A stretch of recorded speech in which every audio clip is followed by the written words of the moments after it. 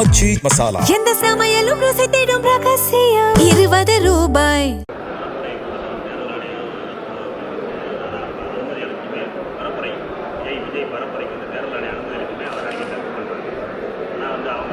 பரப்புரைக்கு அவரை தான் கேட்கணும் அந்த கேள்வி. எதுக்காக ரத்து பண்ணுகிறார்? உடல்நலம் சரியில்லையா அப்படின்னு அவர் தான் கேட்கணும். எதுக்கு ரத்து பண்ணுறதுக்குலாம் நான் காரணம் சொல்ல முடியாது. ஒருவேளை அவருடைய எழுத்தாளர் ஓய்வு எடுத்துட்டாரோ தெரியல.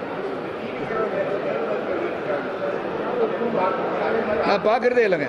டிவிக்கு என்ன பண்ணாலும் நான் பார்க்குறது, நான் அதை பார்க்குறது. எனக்கு தேசிய ஜனநாயக கூட்டணி அனைத்து இந்திய அண்ணா திராவிட முன்னேற்ற கழகத்தின் முதலமைச்சர் வேட்பாளர் எடப்பாடி பழனிசாமி அவர்கள் ஆட்சி பீடத்தில் அமர வேண்டும் என்ற ஒற்றை எண்ணத்தோடு நான் பயணிக்கிறோம். திராவிட முன்னேற்றங்கள் ஆட்சியில் இருக்குது. அது எப்படி அந்த ஆட்சியை அகற்றுவது என்ற எண்ணம். அதனால் இவங்களை பற்றி நான் பேப்பர் படிக்கிறது என்ன வேணால் சொல்லிட்டு போகிறோம். ஆனால் அந்த செய்திகள் கேட்டுக்குவேன். தவறாக ஏதாவது பயன்படுத்தினால், தவறாக யாராவது தலைவர்களை பற்றி இழிவாக பேசினால் நிச்சயமாக அதுக்கு மட்டும் தான் பதில்.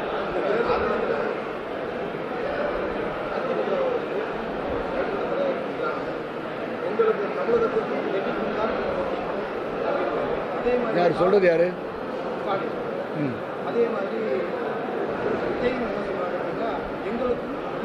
விஜய் யாருங்க? Who's Vijay? Why are you giving him a status of a great leader? இல்லை, நீங்கள் ஊடகங்கள் அதை பற்றி அவரை பற்றி பேசாமல் இருந்து பாருங்கள் ஒரு 10 நாளைக்கு. இப்போ நீங்களே கேட்குறீங்க 2 நாள் லீவ் எடுத்துக்கிறார், 3 நாள் லீவ் எடுத்துக்கிறாருங்கன்னு. அவரை போய் கேட்க வேண்டிய கேள்வி எங்களை கேட்கக்கூடாதுல்ல. அதனால் basically let me tell you, அவங்க முதல்ல எல்லாரும் அரசியலுக்கு வரணும்னு விரும்புகிறவங்க. நான் பலமுறை அதை சொல்லியிருக்கேன். வந்த பிறகு let him prove what he can do. Let us not talk about it.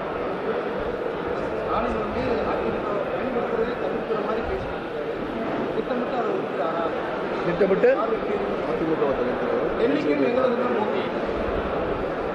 டெல்லிக்கு அவருக்கு தான் போட்டி அப்படின்னா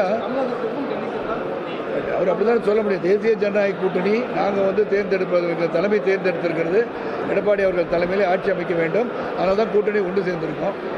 அப்புறம் தேசிய ஜனநாயக கூட்டணி அப்படின்னு சொல்லும் போது டெல்லி இஸ் இன்வால்வ் தானே. அது கரெக்டாக தானே சொல்கிறாரு. அவர் தவறாக சொல்கிறாரு நீங்கள் நினச்சிக்கிறீங்க. அவர் தேசிய ஜனநாயக கூட்டணி மத்திய அரசை எதிர்த்துட்டு இருக்காருங்க அவர் எப்போ பார்த்தாலும். ஸோ அவர் டெல்லின்னு சொல்லுவார். ஆனால் எங்கள் அங்கம் இங்கே எல்லோரும் சேர்ந்து அந்த ஆட்சியை அகற்றுவதற்கான செயல் ஈடுபட போது அவர் அப்படி தான் சொல்ல முடியும். வேற என்ன சொல்ல முடியும்? நான் கேட்குறது, ஜனநாயக ஒரு நாட்டில் பிரதமர் மந்திரிகள் மிரட்டல் கொடுக்கலாமா?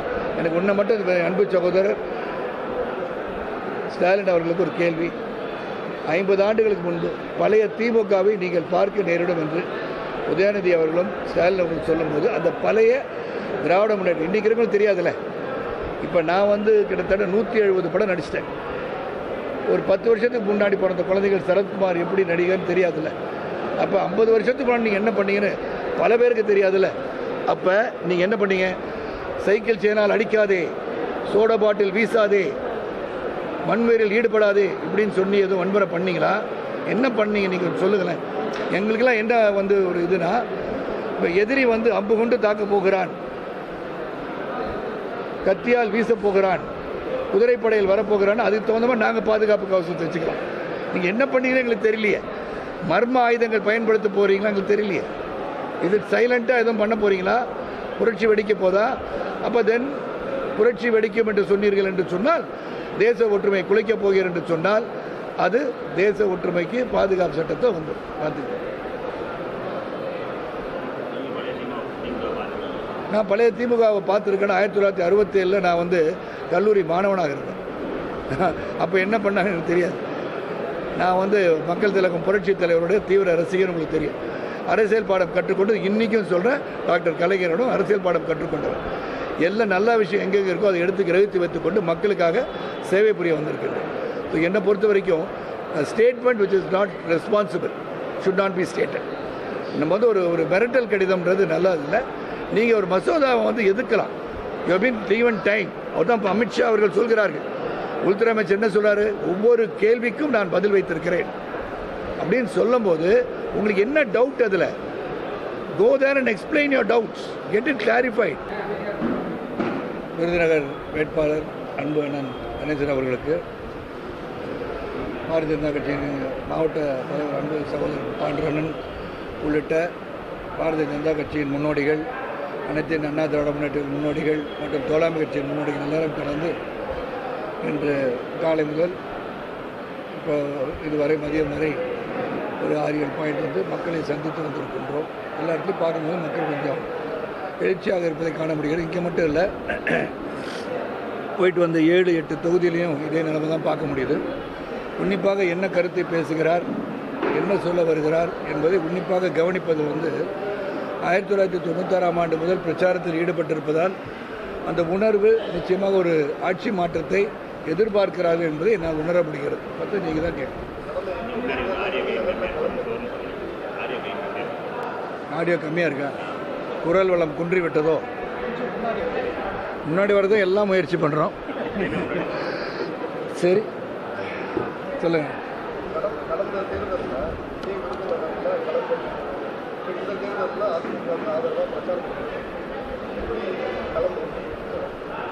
இதில் முரண்பாடு ஒன்றும் கிடையாது. ஏன்னா தேசிய தலைமை என்ன சொல்கிறதோ அந்த கட்டளைக்கு ஏற்று நாங்கள் நடந்துட்டுருக்கோம். சென்ற முறை நாங்கள் வந்து போட்டியிடும்போது இந்த கூட்டணி இல்லை, இப்போ வந்து இந்த கூட்டணியில் இருக்கிறோம். அதில் இரண்டுமே ஒரு பலமான சிறப்பாக செயல்படக்கூடிய ஒரு கட்சியாக தான் நான் பார்க்குறேன். அதில் இன்னும் இணையும் போது இந்த தேர்தல் வெற்றி உறுதியாக இருக்கும் என்ற நம்பிக்கை எனக்கு வருது.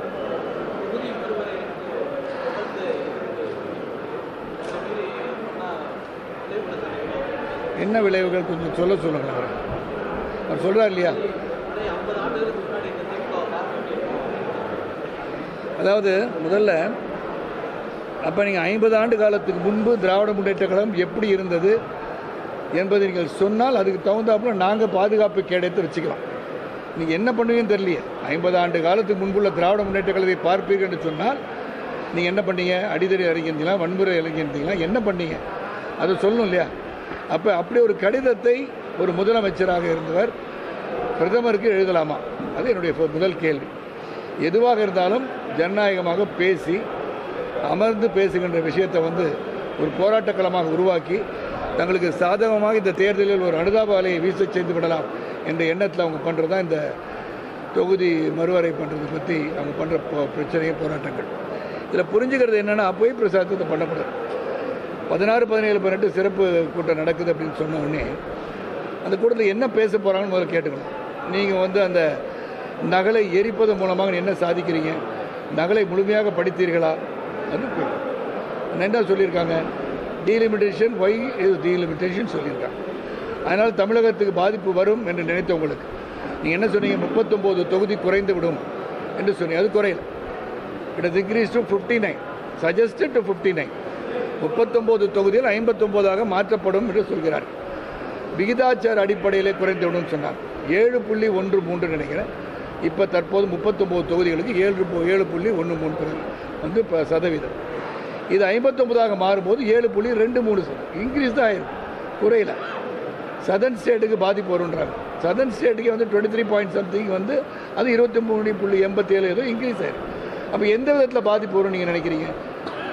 அப்போ இன்னொரு அனுகூலம் என்ன என்பதை நீங்கள் சிந்தித்து பார்க்கவே இல்லை. இப்போ நான் உதாரணத்துக்கு பிரச்சாரத்தில் பேசுகிறேன். ஒரு மாவட்டம் உருவாக வேண்டும் என்று சொன்னால் 10 லட்சம் மக்கள் தொகை இருக்க வேண்டும் சொல்கிறாங்க. அந்த 10 லட்சத்துக்கு மேலே 20 லட்சம் மக்கள் வந்துட்டாங்கன்னா what is wrong in dividing it by 2 MPs?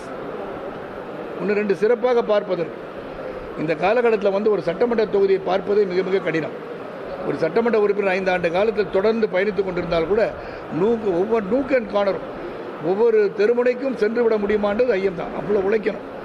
அப்படி இருக்கும்போது அந்த பளுவை சுமந்து கொண்டு இருவர் சேர்ந்து செய்தால் என்னன்னு நினைக்கிறதா இந்த மறுவரை நினைக்கும். ஒரு விஷயம் சொல்லிடுறேன். ஸோ டீலிமிட்டேஷன் ஃபஸ்ட்டு நீங்கள் வந்து என்ன நடக்கும் கபலீகரம் பண்ணி விடுவான்றீங்க. எப்போ? அதுவும் 2029 இந்த 50% அதிகரிப்பு அது இருக்காது. இப்போ இருக்க தற்சமயம் இந்த தேர்தல் இருக்காதுன்னு வேறு சொல்கிறாங்க. அது நாளைக்கு என்ன முடிவு எடுக்கிறாங்கிறது நடக்கும். ஆனால் தற்சமயம் உத்தரவாதம் கொடுத்துருக்காங்க. அப்படி இருக்கும் என்ன பாதிப்பு? அப்போ உங்களுக்கு 33% மகளிருக்கு இடஒதுக்கீடு கொடுக்க வேண்டாம்னு நீங்கள் நினைக்கிறீங்களா? நீங்கள் வந்து அது 59 பேரில் வந்து 33% சொன்னால் அட்லீஸ்ட் ஒரு 15-16 தொகுதி பெண்களுக்கு கொடுக்க வேண்டிய சூழல் வரும்போது அது சரியாக இருக்காதுன்னு நினைக்கிறீங்களா? So why are you opposing delimitation? என்ன பண்ண போகுது? அப்படி பண்ணிட முடியுமா? இது ஒரு ஜனநாயக நாடு தானே. அப்படி பண்ணாங்க அப்படின்னு சொன்னால் அப்போ நீங்கள் போராட்டம் அறிவிங்களேன். கருப்பு சட்டை அணிந்து கொண்டு சீனாலேருந்து வருகின்ற அந்த லைட்டரை பயன்படுத்தக்கூடாதுன்னு சொல்லும்போது அந்த லைட்டரை வச்சே நீங்கள் கொளுத்துறீங்க. எந்த விதத்தில் நியாயம்? நான் நியாயத்தை மட்டும்தான் கேட்கிறேன். இதுதான் என்னோட கருத்து.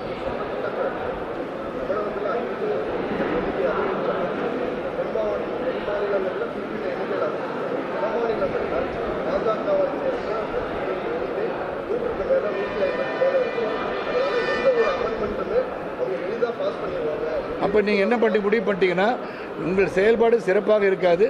ஆக வரும் காலங்களில் பாரதிய ஜனதா கட்சி தான் அனைத்து மாநிலத்தில் வெற்றி பெறும். நீங்களே ஊர்ஜிதப்படுத்திட்டீங்க. நீங்கள் உழைக்க மாட்டீங்க, வெற்றி பெற முயற்சி பண்ண மாட்டீங்க, உங்கள் மேலே உங்களுக்கு நம்பிக்கை கிடையாது அப்படின்னு எடுத்துக்கலாமா? அவங்களோட கட்சி தேசிய இயக்கம், அவங்க வெற்றி பெறத்துக்கான முயற்சி எடுப்பாங்க. 800 தொகுதி இருந்தாலும் நீங்களும் வந்து அது இன்க்ரீஸ் ஆகிறது 250னா 129 இப்போ இருக்குது. 215 தொகுதி ஆகுதா? 195. ஸோ 195 தொகுதி ஆயிடுச்சுன்னா அப்போ உங்களுக்கு எக்ஸ்ட்ரா 195 தொகுதி இருக்கும்போது அது இப்போ வராதில்ல. 2029 இட் வில் நாட் பி எஃபெக்டிவ்னு சொல்லிட்டாங்கல்ல. அப்போ நீங்கள் அதற்கான திட்ட வகுத்தல் இருக்கணும் இல்லையா? இப்படி இருக்குது, நம்ம என்ன பண்ண முடியும்? நீங்கள் தான் இண்டி கூட்டணின்னு ஒன்று வச்சுருக்கீங்களே, வலுவான கூட்டணின்னு சொல்கிறீங்களே. அப்போ ரெப்ரஸன்டேஷன் நீங்கள் வந்து எல்லா இடத்துலையும் நீங்கள் ஜெயிக்க பாருங்கள். கொள்கை அடிப்படையில் உங்கள் கொள்கைகள் சிறந்த கொள்கை என்று பறைசாற்றுங்கள். In what way you are better than பிஜேபின்னு சொல்லுங்கள். மத்தியில் என்ன ஆட்சி கொடுத்துருக்கீங்க நீங்கள்? இந்த கடந்த 3 வருஷம் 3 தடவை வந்து முதலமைச்சர், 3வது முறை பாரத பிரதமர். 2014 10ஆம் இடத்திலிருந்து பொருளாதாரம் வந்து இன்றைக்கி 4ஆம் இடத்துக்கு கொண்டு வந்திருக்காரு. உலகம் போற்றுகின்ற தலைவர். உண்மையாக இல்லையா? கேட்டு பாருங்க யாரை வேணா. வேக்சினேஷன் தடுப்பூசி கோவிட் டைமில் வந்து எல்லா இடத்துலையும் பரவலாக கொடுத்த ஒரு நாடு இந்தியா. அதுக்கு யார் காரணம்? ஆட்சியாளர். யார் ஆட்சியாளர்? மோடிஜி தலைமையில் ஆட்சி. பாப்பா நீ போனால் பிரைம் மினிஸ்டர் காலில் உள்ள எதுக்கு? எங்கள் மக்களை காப்பாற்றினீங்கன்றான். இங்கே அவருடைய பெருமையை தெரியாதா? அந்த பெருமையை நீங்கள் சொல்ல விரும்பவில்லையா? நீங்களே தான் ஆட்சி புரிவு முடிவு பண்ணிட்டீங்களா? அதான் நான் கேட்குறேன்.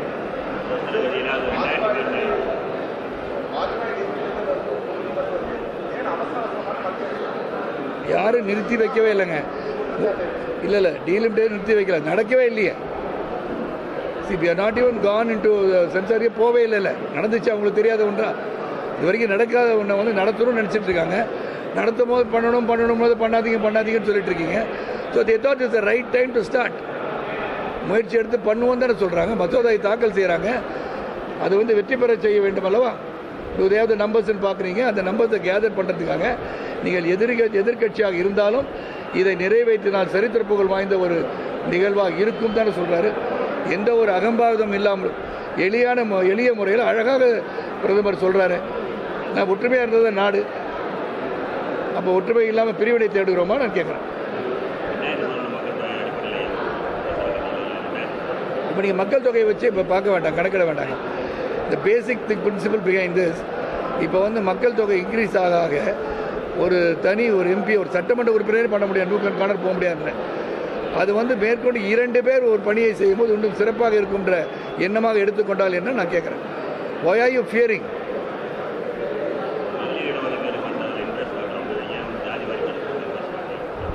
நீங்கள் இன்ட்ரெஸ்ட் காட்டலன்னு சொல்லக்கூடாதுங்க. ஒவ்வொன்றா தானே பண்ண முடியும், படிப்படியாக தானே செய்ய முடியும். இப்போ அதை பண்ணால் தேர்தல் நேரத்தில் அதை பண்ணுறீங்களான்னு கேட்பீங்க. அப்போ எதை தான் பண்ணணும்? அவங்க இப்போ மக்களை திருப்பி கான்சென்சஸ் எடுப்பாங்களா? ஆல்ரெடி எப்படி எல்லாமே கலந்து பேசுவாங்கள்ல. எந்த முடிவாக இருந்தாலும் மத்திய அரசில் அந்தந்த representatives given enough time to represent. நீங்கள் போய் உங்கள் கருத்துக்களை இப்பொழுது சொல்கிறீங்களே, இந்த மாதிரி முடிவு எடுக்க போகிறீங்க, இவங்க சொன்னாங்கல்ல குறைஞ்சிரும்னு சொன்னீங்கல்ல. அப்போ நீங்கள் எவ்வளோ பேர் வந்து இங்கேருந்து அங்கே போய் இதை பற்றி விளக்கம் சொல்லுங்கள், தயவு செஞ்சு சொன்ன பிறகு நீங்கள் இதை முன்னெடுங்க எங்கேயும் சொல்லியிருக்கீங்களா? நீங்கள் மத்திய அரசு நிதி தரவில்லை என்பதை மட்டும்தான் சொல்லியிருக்கீங்க.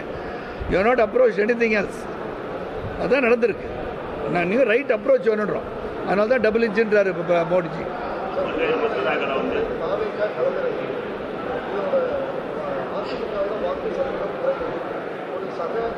முதன்முறையாக தான் தாவேக்கா வந்து வர முடியும். ஏன்னா இப்போ தான் கட்சி ஆரம்பிச்சிருக்கேன். நான் வந்து நடிகர் மட்டுமல்ல, நான் ஒரு பொதுநலவாதி. நீங்கள் என்னுடைய பாரம்பரியத்தை எடுத்துக்கொண்டால் என்னுடைய குடும்பத்திற்கு பல பேர் வந்து அரசியல் வந்திருக்காங்க. இன்னும் மீண்டும் ஒருவரை நினைவுபடுத்த விரும்புகிறேன். கேடிகே தங்கமணி வந்து என் பெரியப்பா. அவர் வந்து சிபிஐயில் மிகப்பெரிய ஒரு தலைவர். பாராளுமன்றத்தில் அவர் குரல் ஒலிக்க வேண்டும் என்று நேருஜி விரும்பிய ஒரு குரல் கேடிகே தங்கமணியின் குரல். அவர் கம்யூனிஸ்ட் பார்ட்டி. என்னுடைய பெரியப்பா ஆதித்யநாத் அவர்கள் திராவிட முன்னேற்ற கழகத்தை ஸ்பீக்கராக இருந்தாங்க, கோஆப்ரேட்டிவ் மினிஸ்டராக இருந்தாங்க. என்னுடைய மைத்திரர் கேபி கந்தசாமி அவர்கள் அறநிலைத்துறை அமைச்சராக திராவிட முன்னேற்றத்தில் இருந்தாங்க. ஸோ எங்கள் அப்பா வந்து சென்ட்ரல் கவர்மெண்ட் சர்வீஸ் இருந்தாங்க. செய்திகள் வாசிப்பது ராமநாதன் என்று ஒரு பத்திரிகையாளர் இருந்தவர். பிஐபியோட தலைமை அதிகாரியாக ரிட்டையர் ஆனார். நான் டெல்லியில் பிறந்தேன். என் குடும்பத்தை பற்றியும் ஜேர்னலிசம் பற்றியும் மக்களை பற்றியும் பொதுநலத்தின் அடுத்த கட்டம் தான் அரசியல் என்ற அடிப்படையில் நான் வந்து 28 வருஷம் அரசியல் இருக்கேன். ஸோ நான் ஒரு நடிகராக என்னை நினைச்சிடாதீங்க. ஒரு நடிகர் என்றால் அனைத்தும் தெரியாதுன்னு சொல்ல வரல. ஆனால் நம்ம வந்து முக கவர்ச்சி மட்டும் அரசியலுக்கு போதான்னு சொல்கிறேன். அதனால் இறங்கி வேலை செய்ய தெரியணும். அதனால் அவர் அந்த தாவகா தலைவரை பற்றி நான் ஒன்றே ஒன்று தான், அது ஒரு பானை சோற்றுக்கு ஒரு சோறு பதம். மறுபடியும் எத்தனை முறை கேட்டாலும் 41 பேர் இறந்திருக்கிறார்கள். காரணம் நீங்கள் தான். உங்களை பார்க்க வந்த ரசிகர்களாக இருக்கட்டும், உங்களை பார்க்க வந்த மக்களாக இருக்கட்டும், நீங்கள் என்ன வேணால் காரணம் சொல்லுங்கள். ஹாஸ்பிட்டல் அட்மிட் ஆனால் ஏன் நீங்கள் இங்கே போகல, ஏன் போகல, 4 பேர் உங்களை அடிச்சிருவாங்களா, வாங்கிக்கோங்க, என் மேலே தான் தப்புன்னு சொல்லுங்கள், நான் உங்களை காப்பாற்ற வந்திருக்கேன்னு சொல்லியிருக்கலாம். எங்கேயாச்சும் இந்த உலகத்தில் இறந்த குடும்பம் வீட்டில் வந்து நீங்கள் அவருக்கு துக்கம் விசாரிப்பீங்களா? அதோட ஒரு தலைவன் அந்தஸ்து கொடுக்கலாம். அவ்வளோதான் நான் சொல்லுவேன்.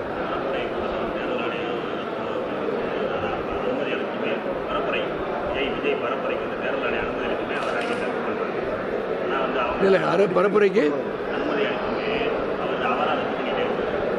அவரை தான் கேட்கணும். அந்த கேள்வி எதுக்காக ரத்து பண்ணுகிறார், உடல்நலம் சரியில்லையா அப்படின்னு அவர் தான் கேட்கணும். எதுக்கு ரத்து பண்ணுறதுக்குலாம் நான் காரணம் சொல்ல முடியாது. ஒருவேளை வந்து அவருடைய எழுத்தாளர் ஓய்வு எடுத்துட்டாரோ தெரியல. நான் பார்க்குறதே இல்லைங்க. டிவிக்கு என்ன பண்ணாலும் நான் பார்க்குறது, நான் அதை பார்க்குறது. எனக்கு வந்து தேசிய ஜனநாயக கூட்டணி அனைத்து இந்திய அண்ணா திராவிட முன்னேற்ற கழகத்தின் முதலமைச்சர் வேட்பாளர் எடப்பாடி பழனிசாமி அவர்கள் ஆட்சி படுத்த அமர வேண்டும் என்ற ஒற்றை எண்ணத்தோடு நான் பயணிக்கிறோம். திராவிட முன்னேற்றங்கள் ஆட்சியில் இருக்குது, அது எப்படி வந்து அந்த ஆட்சியை வந்து அகற்றுவது என்ற எண்ணம். அதனால் இவங்களை பற்றி நான் பேப்பர் படிக்கிறது என்ன வேணால் சொல்லிட்டு போகிறோம். ஆனால் அந்த செய்திகள் கேட்டுக்குவேன். தவறாக ஏதாவது பயன்படுத்தினால், தவறாக யாராவது தலைவர்களை பற்றி இழிவாக பேசினால் நிச்சயமாக அதுக்கு மட்டும் தான் பதில்.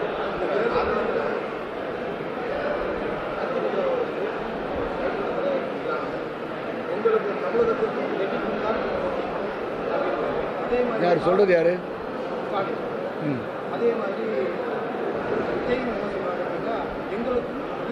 விஜய் யாருங்க? Who's Vijay? Why are you giving him a status of a great leader? இல்லை, நீங்கள் ஊடகங்கள் வந்து அவரை பற்றி பேசாமல் இருந்து பாருங்கள். ஒரு 10 நாளைக்கு இப்போ நீங்களே கேட்குறீங்க, 2 நாள் லீவ் எடுத்துக்கிறார், 3 நாள் லீவ் எடுத்துக்கிறாருங்கன்னு. அவரை போய் கேட்க வேண்டிய கேள்வி எங்களை கேட்கக்கூடாதுல்ல. அதனால் basically let me tell you, அவங்க வந்து முதல்ல எல்லாரும் அரசியலுக்கு வரணும்னு விரும்புகிறவங்க. நான் பலமுறை அதை சொல்லியிருக்கேன். வந்த பிறகு let him prove what he can do. Let us not talk about it.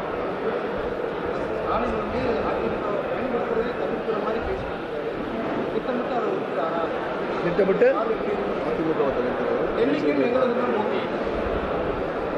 டெல்லிக்கு அவருக்கு தான் போட்டி அப்படின்னா அவர் அப்படி தான் சொல்ல முடியும். தேசிய ஜனநாயக கூட்டணி நாங்கள் வந்து தேர்ந்தெடுப்பதற்கு தலைமை தேர்ந்தெடுத்திருக்கிறது எடப்பாடி அவர்கள் தலைமையிலே ஆட்சி அமைக்க வேண்டும். அதனால தான் கூட்டணி ஒன்று சேர்ந்திருக்கோம். அப்புறம் தேசிய ஜனநாயக கூட்டணி அப்படின்னு சொல்லும் போது டெல்லி இஸ் இன்வால்வ் தானே. அது கரெக்டாக தானே சொல்கிறாரு. அவர் தவறாக சொல்கிறாரு நீங்கள் நினச்சிக்கிறீங்க. அவர் தேசிய ஜனநாயக கூட்டணி மத்திய அரசை எதிர்த்துட்டு இருக்காருங்க அவர் எப்போ பார்த்தாலும். ஸோ அவர் வந்து டெல்லின்னு சொல்லுவார். ஆனால் எங்கள் அங்கம் வந்து இங்கே எல்லோரும் சேர்ந்து அந்த ஆட்சி அகற்றுவதற்கான செயல் ஈடுபடும் போது அவர் அப்படி தான் சொல்ல முடியும். வேற என்ன சொல்ல முடியும்? நான் கேட்குறது, ஜனநாயக ஒரு நாட்டில் பிரதமர் மந்திரிக்கு மிரட்டல் கொடுக்கலாமா? எனக்கு ஒன்றை மட்டும் அன்பு சகோதரர் ஸ்டாலின் அவர்களுக்கு ஒரு கேள்வி. 50 ஆண்டுகளுக்கு முன்பு பழைய திமுகவை நீங்கள் பார்க்க நேரிடும் என்று உதயநிதி அவர்களும் ஸ்டாலின் அவர்களும் சொல்லும்போது அந்த பழைய திராவிட முன்னேற்றம் இன்றைக்கி இருக்குன்னு தெரியாதுல்ல. இப்போ நான் வந்து கிட்டத்தட்ட 170 படம் நடிச்சிட்டேன். ஒரு 10 வருஷத்துக்கு முன்னாடி பிறந்த குழந்தைகள் சரத்குமார் எப்படி நடிகர்னு தெரியாதுல்ல. அப்போ 50 வருஷத்துக்கு முன்னாடி நீங்கள் என்ன பண்ணீங்கன்னு பல பேருக்கு தெரியாதுல்ல. அப்போ நீங்கள் என்ன பண்ணீங்க? சைக்கிள் சேனால் அடிக்காதே, சோடா பாட்டில் வீசாதே, வன்முறையில் ஈடுபடாதே இப்படின்னு சொல்லி எதுவும் வன்முறை பண்ணீங்களா? என்ன பண்ணீங்க நீங்கள் சொல்லுங்களேன். எங்களுக்கெல்லாம் என்ன வந்து ஒரு இதுனா, இப்போ எதிரி வந்து அம்பு கொண்டு தாக்க போகிறான், கத்தியால் வீச போகிறான், குதிரைப்படையில் வரப்போகிறான்னு அதுக்கு தகுந்த மாதிரி நாங்கள் பாதுகாப்பு கவசத்தை வச்சுக்கலாம். நீங்கள் என்ன பண்ணீங்கன்னு எங்களுக்கு தெரியலையே. மர்ம ஆயுதங்கள் பயன்படுத்த போகிறீங்களா எங்களுக்கு தெரியலையே. இது சைலண்ட்டாக எதுவும் பண்ண போகிறீங்களா? புரட்சி வெடிக்க போதா? அப்போ தென் புரட்சி வெடிக்கும் என்று சொன்னீர்கள் என்று சொன்னால், தேச ஒற்றுமை குலைக்கப் போகிறேன் என்று சொன்னால் அது தேச ஒற்றுமைக்கு பாதுகாப்பு சட்டத்தை வந்து பார்த்துக்கிறேன். நான் பழைய திமுகவை பார்த்துருக்கேன். 1967 நான் வந்து கல்லூரி மாணவனாக இருந்தேன். அப்போ என்ன பண்ணாங்கன்னு எனக்கு தெரியாது. நான் வந்து மக்கள் திலகம் புரட்சி தலைவருடைய தீவிர ரசிகர், உங்களுக்கு தெரியும். அரசியல் பாடம் கற்றுக்கொண்டு இன்றைக்கும் சொல்கிறேன், டாக்டர் கலைஞரோடும் அரசியல் பாடம் கற்றுக்கொண்டவர். எல்லாம் நல்ல விஷயம் எங்கெங்கே இருக்கோ அதை எடுத்து கிரகித்து வைத்துக்கொண்டு மக்களுக்காக சேவை புரிய வந்திருக்கிறது. ஸோ என்னை பொறுத்த வரைக்கும் statement which is not responsible should not be stated. நம்ம வந்து ஒரு மிரட்டல் கடிதம்ன்றது நல்லது இல்லை. நீங்கள் ஒரு மசோதாவை வந்து எதிர்க்கலாம். You been even time. அவர் தான் அமித்ஷா அவர்கள் சொல்கிறார்கள். உள்துறை அமைச்சர் என்ன சொல்கிறாரு? ஒவ்வொரு கேள்விக்கும் நான் பதில் வைத்திருக்கிறேன் அப்படின்னு சொல்லும்போது உங்களுக்கு என்ன டவுட்? அதில் go there and explain your doubts, get it clarified. 3 நாள் அதுக்கு தான் விவாதமே. விவாதம் 3 நாள் தான். விவாதமே இல்லாமையா? விவாதம் இல்லாமையா 16-17 பாயிண்ட் கூப்பிட்டுருக்காங்க. பிரியங்கா காந்தி நேற்று பேசுகிறாங்களே, கேட்டிங்களா? அவங்க சொல்கிறதுக்கெல்லாம் பதில் சொன்னாரா? அமித்ஷா பதில் சொல்கிறாரா? வெளிநடப்பு செய்யாதீர்கள், உள்ளிருந்து நான் சொல்வதை கேளுங்கள் என்று சொன்னதை நீங்களும் பார்த்துருக்கீங்க, நானும் பார்த்துருக்கேன். அதனால் சொல்கிறேன், விவாதத்திற்காக தான் அழைக்கப்பட்டிருக்கிறேன். இல்லாட்டி ஒரு மணி தான் தேர்வு கொண்டு போயிட்டே இருக்கலாம்ல. அவங்க ஸ்ட்ரென்த் இருக்கு அவங்களுக்கு.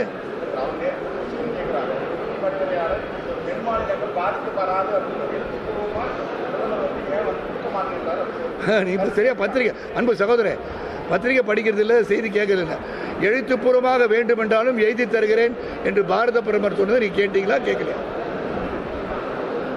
நான் அங்கேருந்து தான் இங்கே வந்து உட்காந்துருக்கேன். நான் அங்கேருந்து போகும்போது உங்களை தனியாக கூப்பிட்டு பேச வேண்டியது. படிச்சுட்டு வாங்க சொல்லியிருக்கார், கேளுங்க. 3 நாள் அதுக்கு தான் விவாதமே. விவாதம் 3 நாள் தான். விவாதமே இல்லாமையா? விவாதம் இல்லாமையா 16-17 பாயிண்ட் கூப்பிட்டுருக்காங்க. பிரியங்கா காந்தி நேற்று பேசுகிறாங்களே, கேட்டிங்களா? அவங்க சொல்கிறதுக்கெல்லாம் பதில் சொன்னாரா? அமித்ஷா பதில் சொல்கிறாரா? வெளிநடப்பு செய்யாதீர்கள், உள்ளிருந்து நான் சொல்வதை கேளுங்கள் என்று சொன்னதை நீங்களும் பார்த்துருக்கீங்க, நானும் பார்த்துருக்கேன். அதனால் சொல்கிறேன், விவாதத்திற்காக தான் அழைக்கப்பட்டிருக்கிறேன். இல்லாட்டி ஒரு மணி தான் தேர்வு கொண்டு போயிட்டே இருக்கலாம்ல. அவங்க ஸ்ட்ரென்த் இருக்கு அவங்களுக்கு.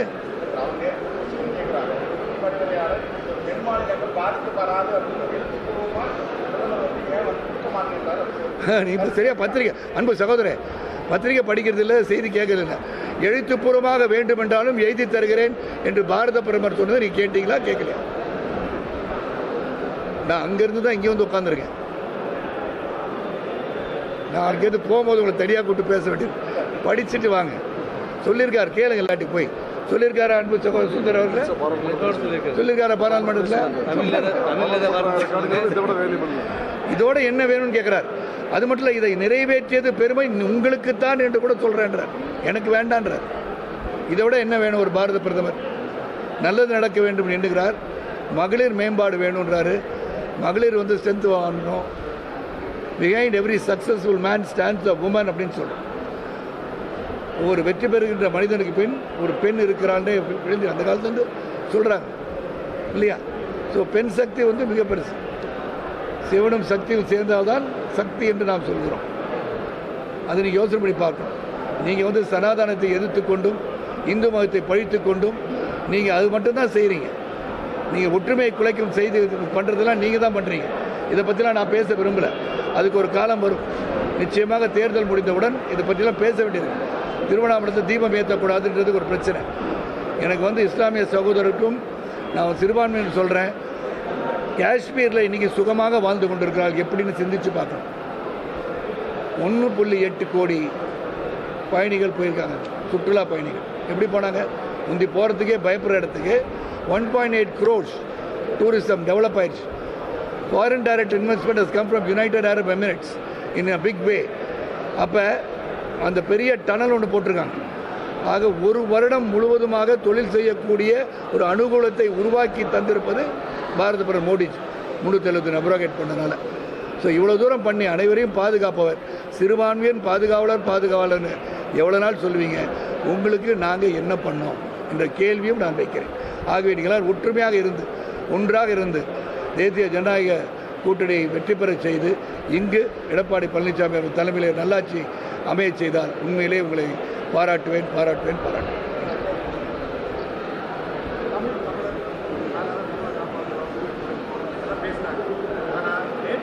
எல்லாருமே தமிழ் பேப்பரில் விளம்பரம் கொடுத்தா கூட அவங்கள கேட்கணும். இது போனால் ரொம்ப டீப்பாக பர்சனலாக போயிடும். நிறையா சொல்லலாம். தமிழ் என்று சொல்பவர்கள் தமிழை பாரத பிரதமர் பயன்படுத்துவதை இவங்க பயன்படுத்தணும். யூஎனில் போய் பேசுகிறார், யாதும் ஊர் யாவரும் கேள்விந்தார். காசி தமிழ்ச்சங்கத்துக்கு வந்து டெவலப் பண்ணுறாங்க. பனாரஸ் யூனிவர்சிட்டியில் தேர்ஸ் அ தமிழ் சேர். நீங்கள் ஏன் திங்க் பண்ணல? அப்புறம் திருக்குறளை 13 மொழிகளில் மொழிபெயர்க்க சொல்லியிருக்கிறார். ராஜராஜேந்திர சோழனின் பெருமையை பேசுகிறார். செங்கோலை கொண்டு போய் பாராளுமன்றத்தில் வைக்கிறார். கேட்டால் நீங்கள் இந்துத்துவ சங்கின்றீங்க. அது எப்படி நினைச்சாலும் செங்கோல் என்பது தமிழகத்தின் பெருமை இல்லையா? அதை கொண்டு போய் அங்கே வைக்கிறேன்னு சொல்லும் போது அதை ஏன் எதுக்குறீங்க? So I think you should change your attitude in your thinking to unite our country. Tamil என்பது தமிழன் என்ற பெருமை தேசியத்தில் வந்து விரும்பணும். நாடு நல்லா இருந்தால் தான் நாம நல்லா இருக்கும்.